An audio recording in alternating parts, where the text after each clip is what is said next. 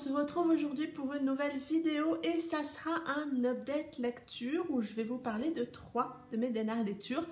Et puis on commence tout de suite. On commence par le tome 2 de Steel Brothers, Damnation de Manon Donaldson chez Black Ink Édition. Je remercie Black Ink Édition et NetGalley pour l'envoi de ce service presse.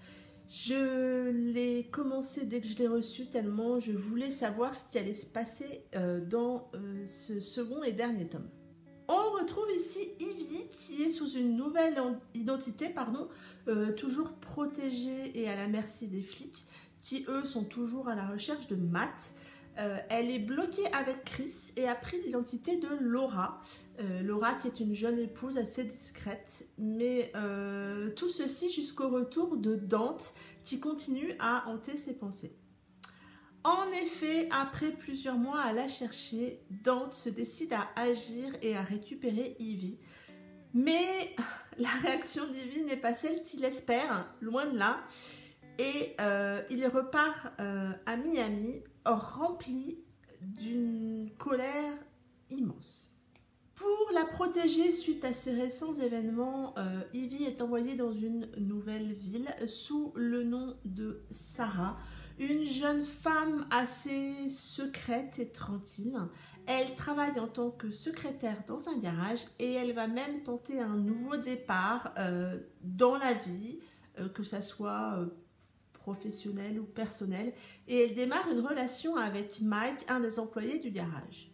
Dante, lui, de son côté, n'a pas du tout digéré la réaction d'Ivy et malgré tout, il ne se laisse pas abattre. Il commence à se montrer en public avec une jeune femme. Il doit tout reconstruire dans son rôle.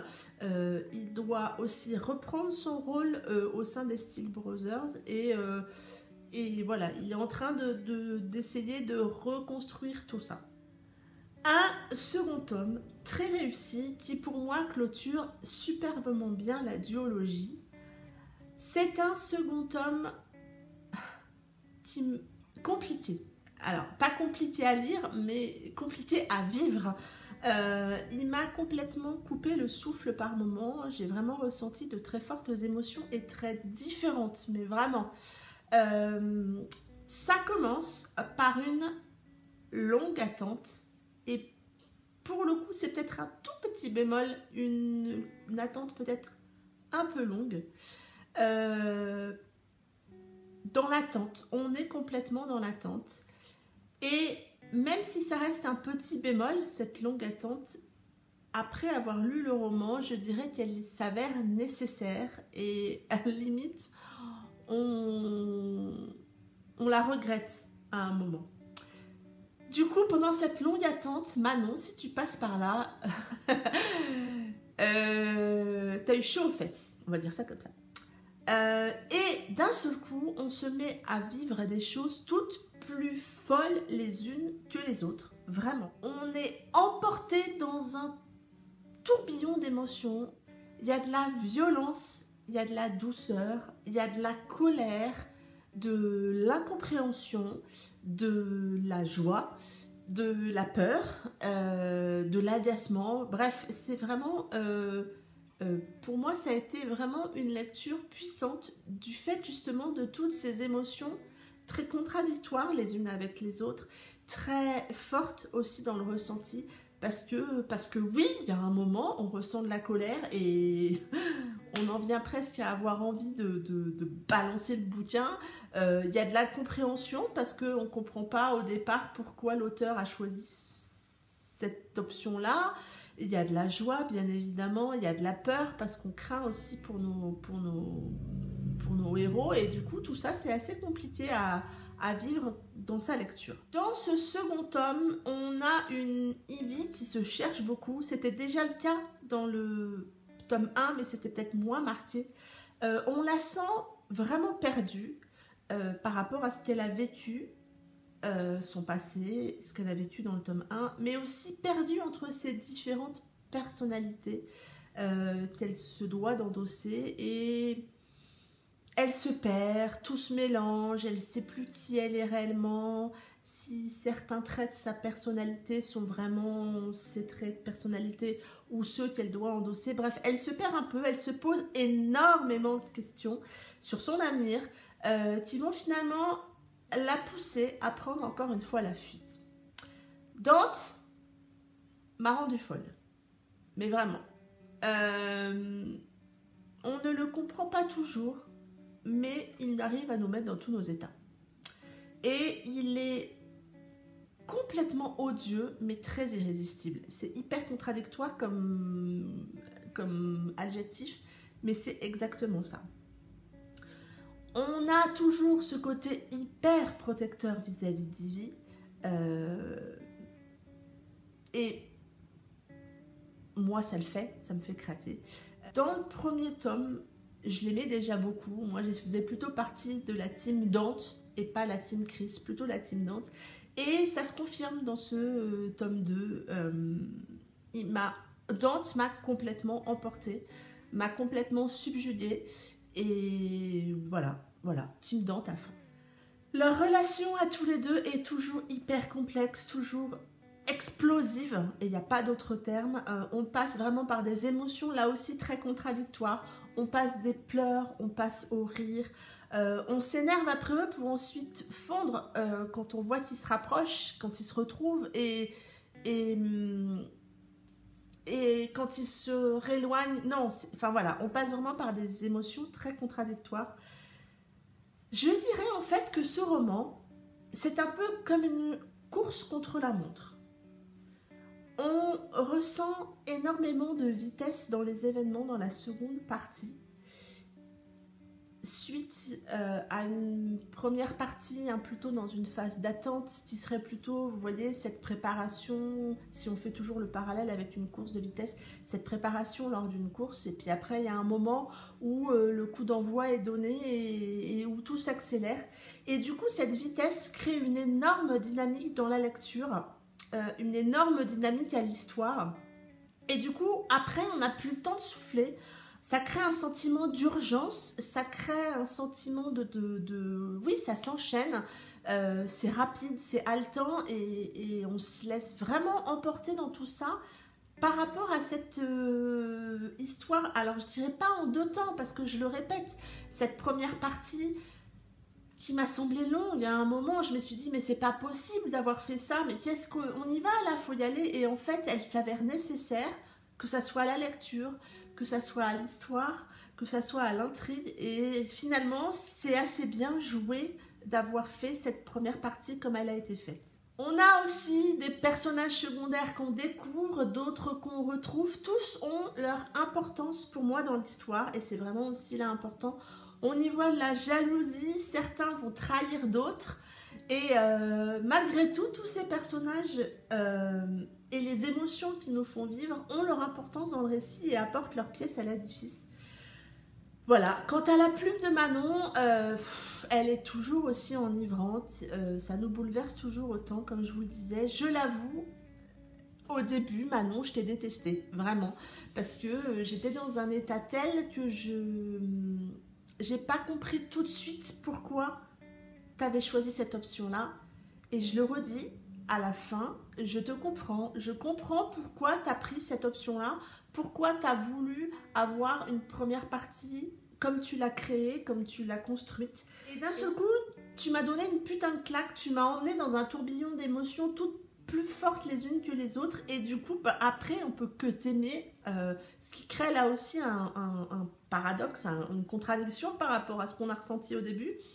C'est réussi pour moi, enfin voilà, ça fait, c'est énorme, cette duologie est vraiment excellente. J'ai mis la note de 17/20 à ce second tome. C'est une très bonne duologie, bien écrite, bien ficelée, avec des personnages très forts, des couvertures magnifiques, bref voilà, pour moi ça l'a fait, et je ne peux que vous conseiller les Stills Brothers de Manon Donaldson. J'ai ensuite lu le tome 1 de Lost Souls de Octavie de Man, que je remercie pour l'envoi du service presse. Octavie m'avait contacté il y a quelques semaines et m'avait proposé son roman. Et puis ben voilà, après avoir échangé avec elle, j'avais accepté. On fait ici la connaissance de Zora, qui est une jeune femme de 30 ans. Zora veut changer sa façon de vivre. En effet, il y a quelques années, elle a perdu tragiquement sa famille dans un accident de voiture et elle s'est peu à peu enfermée dans le deuil, dans la souffrance, dans ce quotidien triste, dans ce quotidien compliqué. Sa meilleure amie, Sarah, met tout en œuvre pour l'aider à passer le cap et lors de la soirée d'anniversaire des 30 ans de Zora, Sarah l'emmène dans un atelier culinaire d'un célèbre site de rencontre, mythique pour ne pas le citer, et elle va faire la connaissance de Travis, un homme plutôt froid, très distant, mais malgré tout sublime, et du coup Zora ressent des trucs et ça l'étonne un petit peu puisque elle est toujours dans cette période compliquée pour elle. Zora s'imagine que de toute manière elle ne le reverra jamais suite à cette soirée un peu catastrophique, disons-le, et c'est sans compter sur le destin qui va remettre Travis sur son chemin la semaine suivante quand il vient à la clinique vétérinaire où Zora travaille. Et je m'arrête là pour le résumé. C'est un bon tome 1, j'ai passé un bon moment de lecture avec cette histoire. On a vraiment deux personnages brisés, tous les deux. Dès les premières lignes, on est plongé dans le drame que Zora a vécu. Et pour le coup, on ne peut pas ne pas se prendre d'affection pour elle. Vu ce qu'elle vit, vu comment ça se passe, vu tout ça, on ne peut que se prendre d'affection pour elle. On arrive à comprendre sa douleur, son combat quotidien. En tout cas, moi, ça m'a vraiment parlé. Et malgré tout ça, je trouve que Zora, elle est forte parce que elle a toute cette appréhension pour elle. Elle se demande finalement... elle se met à ressentir des choses et ça lui amène beaucoup de questions. Est-ce qu'elle a le droit d'être à nouveau heureuse après tout ça? Est-ce que ça va pas trahir sa vie d'avant, trahir sa famille qui n'est plus là? Et cette partie-là, pour moi, est très bien abordée par l'auteur. Travis, lui, est de son côté très froid, mais très énigmatique. Il cache une très grosse souffrance sous ce masque de froideur. Et quand il se dévoile vraiment tout doucement au contact de Zora, eh ben c'est bien fait. À mon avis, on n'est pas à l'abri de nos surprises par rapport à Travis. Je pense qu'on n'apprend pas tout, ni à propos de Zora, mais voilà, il y a beaucoup de choses encore où on a des questions. C'est un tome 1 et c'est normal.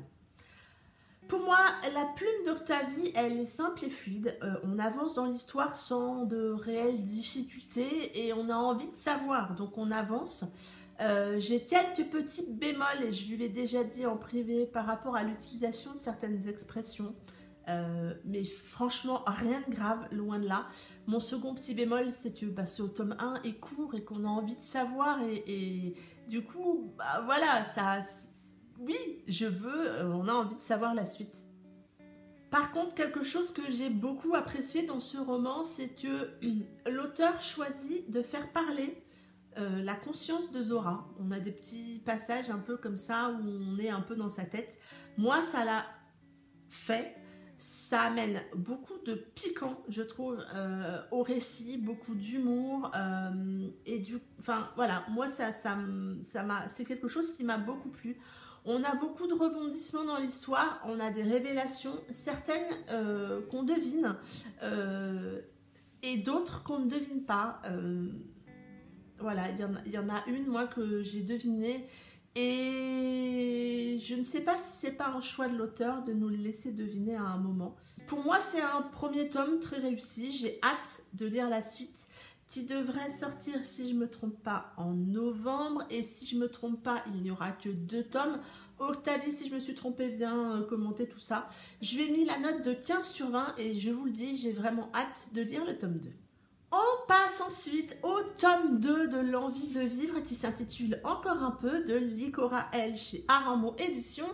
Je remercie l'auteur et la maison d'édition pour l'envoi de ce service presse. Je vous avais chroniqué le tome 1 il y a quelques semaines, je vous mets le lien par ici et j'avais vraiment hâte de me plonger dans ce tome 2. On retrouve ici Lucy quelques mois après la fin du tome 1. Elle est complètement meurtrie par la disparition soudaine de Davis. Elle essaye doucement de reprendre goût à la vie, mais c'est assez compliqué. Elle essaie de sortir avec ses amis, elle essaie de rencontrer du monde, elle essaie même de construire quelque chose avec Vincent qu'elle rencontre un soir dans un bar alors qu'il est serveur. Bref, elle essaye de sortir la tête de l'eau.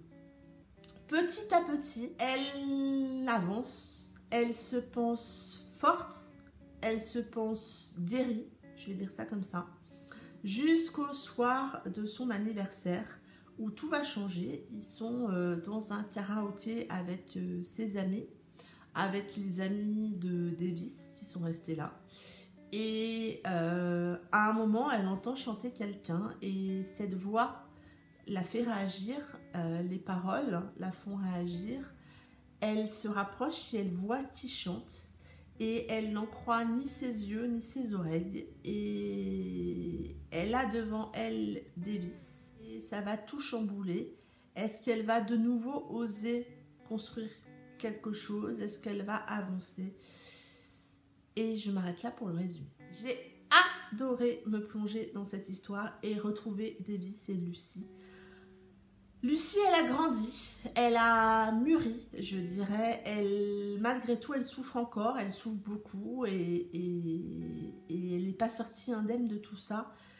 Malgré tout, on a envie de la bousculer un petit peu parce que elle tente de sortir la tête de l'eau, mais elle ne met sans doute pas toutes les chances de son côté pour s'en sortir, même si après une relation avec Davis, je pense que c'est compliqué.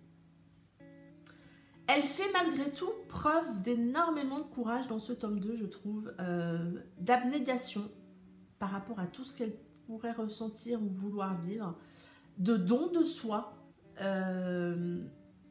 En quelque sorte, c'est ça. Elle fait preuve de beaucoup de dons d'elle-même.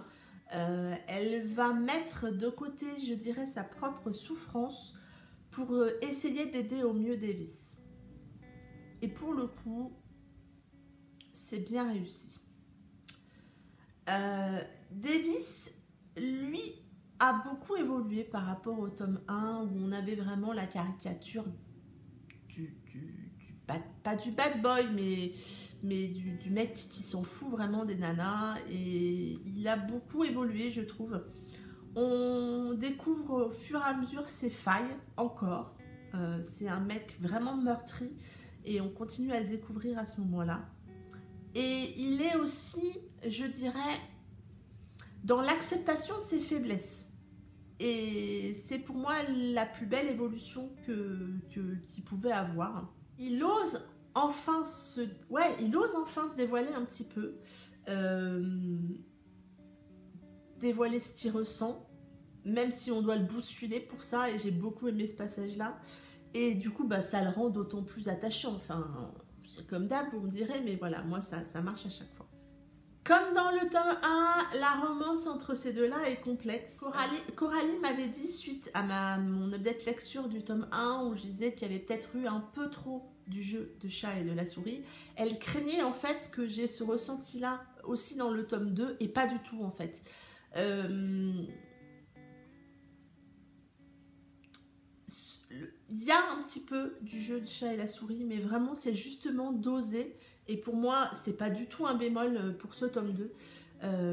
C'est une suite vraiment très forte en émotion, en sensation. Pour moi, la plume de l'auteur s'est affermie entre les deux tomes. Elle prend... Oui, elle s'est affermie, elle prend plus comment dire, de sûreté, ça se dit ça? Et voilà, elle est plus mature peut-être, elle est plus ferme dans ses propos, dans ses réactions, dans les dialogues également.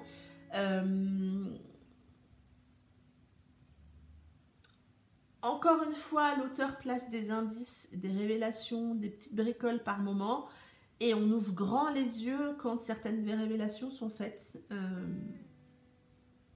C'est réussi. Je trouve que c'est quelque chose que que l'auteur maîtrisait déjà dans le tome 1 et maîtrise très bien dans le tome 2. Quant à cette fin, une fin comme je les aime, même si j'ai détesté Coralie quelques jours après ma lecture, une fin qui prend les tripes, une fin qui nous présage un troisième et dernier tome très fort en émotion. J'espère, vous imaginez bien que je me fais quelques films dans ma tête par rapport aux fins et j'espère que Coralie va aller là où je veux qu'elle aille. Mais je crains vraiment beaucoup ce qui va arriver dans ce tome 3 parce que la fin me fait peur. Enfin, la fin fait que je crains, j'ai peur de la suite. C'est un très bon deuxième tome. Je lui ai mis la note de 17 sur 20. Et si vous avez envie d'avoir un roman qui vous prend un peu aux tripes, il n'est pas extrêmement sombre par rapport à par exemple, les Six Brothers dont je parlais en début de vidéo. Voilà. Enfin, pour moi, ce roman, cette saga est très réussie. Les couvertures sont très chouettes également, donc ben voilà. En tout cas, c'était une très bonne lecture. Ça en est tout pour cette vidéo. N'hésitez pas à me dire si ben, vous avez lu un de ces 3 romans, de venir en papoter avec moi en commentaire. Je me ferai un plaisir de vous répondre. En attendant, je vous souhaite une très belle semaine, de très belles lectures et je vous dis à très bientôt pour une prochaine vidéo. Bye bye!